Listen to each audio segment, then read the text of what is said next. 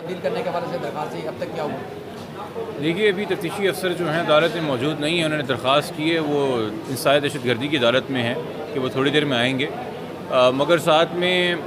जज साहब का भी एक व्यू है कि चूँकि हमारे यहाँ ईस्ट के अंदर, कराची ईस्ट के अंदर अब सेंसिटाइज कोर्ट्स आ गई हैं, स्पेशल कोर्ट्स आ गई हैं, जेंडर वायलेंस के हवाले से कोर्ट्स आ गई हैं, कि शायद बेहतर है कि वहाँ पे ये दरख्वास्त सुनी जाए चेंज ऑफ इन्वेस्टिगेशन के हवाले से, या ये अदालत भी सुने। दोनों इस बात के मिजाज हैं। वो ये आईओ साहब के आने के बाद बता देंगे। तो लेट आवर्स के अंदर उम्मीद है कि हमें आज एक हेयरिंग मिल जाएगी। हमारे जो खदशात हैं वो अपनी जगह पहले भी मौजूद थे जब हमने लास्ट एप्लीकेशन दी थी आईओ को चेंज करने की, मगर उसके बाद जब मेडिकल बोर्ड ने हमारा मौक़िफ़ साबित कर दिया कि बच्ची अंडर एज है, और उसके बाद मीडिया के सामने 5 तारीख को खड़े होके मेडिकल बोर्ड के सारे कंटेंट्स पढ़ना, मगर 6 तारीख को आईओ का अदालत में आके बोलना कि जी मुझे तो पता ही नहीं मेडिकल रिपोर्ट में क्या है, मैंने तो मौसूल ही नहीं की है। या जब ये सारे सहूलतकार जिन्होंने पंजाब में छुपने में और पुलिस से फ़रार अख्तियार करने में मदद की थी ज़हीर की,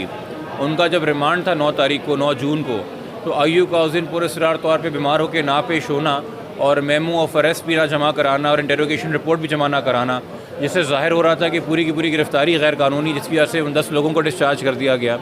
या आईओ साहब का इस कम उम्र की एज के आने के बाद भी मौक़िफ़ अख्तियार करना कि जी इस केस में इन्वेस्टिगेशन करने के लिए कुछ नहीं है। या 7 जुलाई को जब निकाह खां की बेल आर्ग्यू हो रही थी और हमने मौक़िफ़ अख्तियार किया कि जी निकाह खां तो मफरूर था, लाहौर का रहने वाला, कराची से गिरफ़्तार हुआ है, उस वक्त आईयू का कोर्ट को मिसलीड करना और बोलना जी हमने तो लाहौर से गिरफ़्तार किया है, और फिर पुलिस इन्वेस्टिगेशन से आईयू का झूठा साबित होना। तो एक इंसान जिसने मीडिया के सामने एक व्यू फॉर्म किया हुआ है, एक इंसान जो अदलिया के सामने मिसलीड कर रहा है मुस्तकिल हर ऑप्शन के ऊपर, और एक इंसान जो कि कोई भी एफर्ट नहीं कर रहा गिरफ़्तारी के। 14 तारीख को जो है वो प्रोटेक्टिव बेल, वो बुरी ज़मानत भी एक्सपायर होगी लाहौर हाई कोर्ट की जो मिली हुई थी ज़हीर को, और उसके बाद हमारे इल्म में नहीं है कि उसने कहीं और से बेल ली हो, तो उसका तो स्टेटस इस वक्त मफरूर का है कानून से। तो उसको गिरफ़्तार करने के लिए अभी तक क्या चीज़ें सामने आई हैं, एक रेजिस्टेंस नज़र आ रही है। और ये अगेन मैं कहना चाहूँगा, ये आईओ इस केस के ऊपर मुसल्लत किया गया है, आईजी साहब ने मुसल्लत किया है, एआईजी ने मुसल्लत किया है, ये हमारी दरख्वास्त के ऊपर तब्दील नहीं हुआ। इससे पहले जो आईओ, जो इंस्पेक्टर साहब थे, वो जो भी काम कर रहे थे वो बहुत माकूल काम लग रहा था इनके बनिस्बत। वो बहुत सही सिम्त में लेके जा रहे थे इन्वेस्टिगेशन को जैसे होनी है, और पुलिस का जो रोल होता है कि आपने जज नहीं बनना, आपने तमाम तरफ के दलाइल और हक़ाइक़ और मामला देखते हुए एक रिपोर्ट जमा करानी है, वो सिम्त में जारी थी। मगर मेरे ख्याल में जिस दिन हाई कोर्ट ने साबका आईजी साहब को अपने चार्ज से फारिग किया है, उसका नज़ला एक बेचारे हमारे क्लाइंट पे, काज़मी साहब पे गिरा है कि हम पे एक ऐसा आईओ मुसल्लत कर दिया गया जिसने ज़िद पकड़ी हुई कि उसने केस को सबोटाज करना है, इन्वेस्टिगेशन सबोटाज करनी है। तो इसलिए उसको चेंज करने के लिए हमारी दरख्वास्त पहले भी थी, अब भी है। हमने पुलिस के हुकाम से एक नहीं, एक से ज़ायद बार मुलाकात की है, कल भी उनसे गुज़श्ता रोज़ मुलाकात हुई थी, और हम ये परेशान हैं कि ये रूटीन की चीज़ें होती हैं। अगर ट्रस्ट ना हो किसी मुद्दई का तो आईओ चेंज हो जाता है। क्यों रेजिस्टेंस दी जा रही है पुलिस की जानिब से? इसका मतलब है कि बहुत सीनियर अफसरों की अना का मसला बन चुका है। हमारी गलती नहीं है। अगर सूबे के आईजी ने खड़े होकर बोल दिया था 3 हफ्ते पहले कि इस केस में इन्वेस्टिगेट करने को कुछ नहीं है, और आज पूरा केस खुला हुआ है आपके सामने, इस बात की तौबा और गुनाह आईजी साहब जाके करें। हमारे क्लाइंट के साथ अगर इस तरह की कोई हरकत होगी या केस को ख़राब करने की कोशिश की जाएगी, इस केस में पहले भी एक आईजी साहब मुअत्तल हो चुके हैं, तो उस पर कोई बार नहीं है। मैं बहुत आप लोगों के सामने तहम्मुल से और एहतराम से ये दरख्वास्त करता रहा हूँ, मगर हर चीज़ की एक लिमिट होती है। फिर हम डायरेक्टली इसमें एक्यूज़ के साथ जो कर रहे हैं वो तो कर रहे हैं, हम पुलिस को भी फिर कॉल आउट करेंगे और पुलिस के आला अफसरों को भी कॉल आउट करेंगे if they don't get their house in order, और एक फिर इन्वेस्टिगेशन वो ऑर्डर नहीं करते हैं। तो शुक्रिया। जब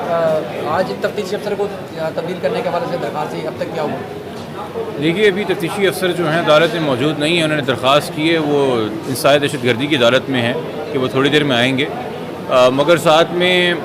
जज साहब का भी एक व्यू है कि चूँकि हमारे यहाँ ईस्ट के अंदर, कराची ईस्ट के अंदर अब सेंसिटाइज कोर्ट्स आ गई हैं, स्पेशल कोर्ट्स आ गई हैं, जेंडर वायलेंस के हवाले से कोर्ट्स आ गई हैं, कि शायद बेहतर है कि वहाँ पे ये दरख्वास्त सुनी जाए चेंज ऑफ इन्वेस्टिगेशन के हवाले से, या ये अदालत भी सुने। दोनों इस बात के मिजाज हैं।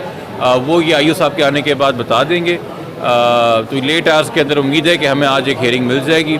हमारे जो खदशात हैं वो अपनी जगह पहले भी मौजूद थे जब हमने लास्ट एप्लीकेशन दी थी आईओ को चेंज करने की, मगर उसके बाद जब मेडिकल बोर्ड ने हमारा मौक़िफ़ साबित कर दिया कि बच्ची अंडर एज है, और उसके बाद मीडिया के सामने 5 तारीख को खड़े होके मेडिकल बोर्ड के सारे कंटेंट्स पढ़ना, मगर 6 तारीख को आईयू का अदालत में आके बोलना कि जी मुझे तो पता ही नहीं मेडिकल रिपोर्ट में क्या है, मैंने तो मौसूल ही नहीं की है, या जब ये सारे सहूलतकार जिन्होंने पंजाब में छुपने में और पुलिस से फ़रार अख्तियार करने में मदद की थी ज़हीर की, उनका जब रिमांड था 9 तारीख को 9 जून को, तो आईयू का उस दिन पुरस्कार तौर पे बीमार होकर ना पेश होना और मेमो ऑफ अरेस्ट भी ना जमा कराना और इंटेरोगेशन रिपोर्ट भी जमा ना कराना, जिससे ज़ाहिर हो रहा था कि पूरी की पूरी गिरफ्तारी गैर कानूनी, जिसकी वजह से उन 10 लोगों को डिस्चार्ज कर दिया गया,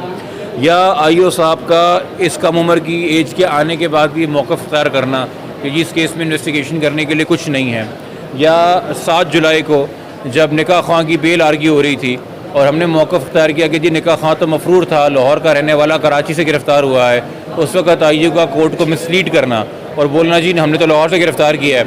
और फिर पुलिस इन्वेस्टिगेशन से आईयू का झूठा साबित होना।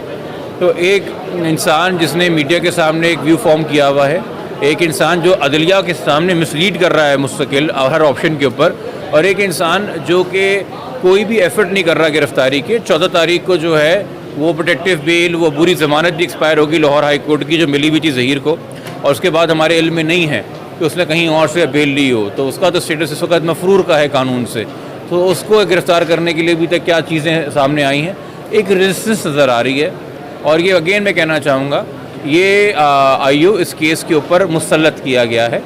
आईजी साहब ने मुसल्लत किया है, एआईजी ने मुसल्लत किया है, ये हमारी दरख्वास्त के ऊपर तब्दील नहीं हुआ। इससे पहले जो आईयू जो इंस्पेक्टर साहब थे, वो जो भी काम कर रहे थे वो बहुत माकूल काम लग रहा था इनके बनस्बत, वो बहुत सही सिमत में